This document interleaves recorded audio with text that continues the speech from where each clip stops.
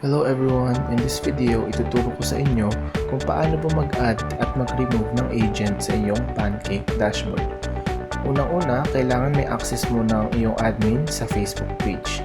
So, para gawin mo yun, punta ka sa page setup, tapos page access, and then add new, para makapag-add ka ng inyong admin sa Facebook page. At dito, makikita nyo yung mga admins ko sa Facebook page na to.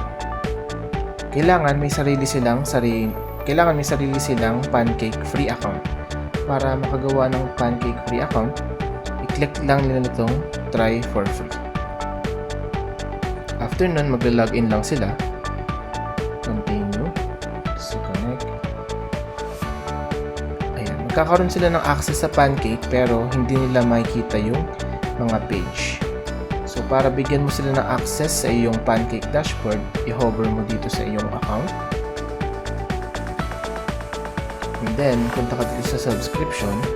Sa baba ng action, makikita nyo itong gear icon na to. Tapos, users. And then, i-add natin yung admin natin na yun. Click save. Yan, kung makikita nyo, dalawa na yung users. Ako, pati yung isa kong admin. Para i-remove naman yung admin na yun, let's say, umalis na siya sa page mo or sa company mo, punta ka lang sa gear icon ulit. And then users, kasi uncheck mo lang ito. And then save. So yan, wala na ulit siya and then one users na lang ulit.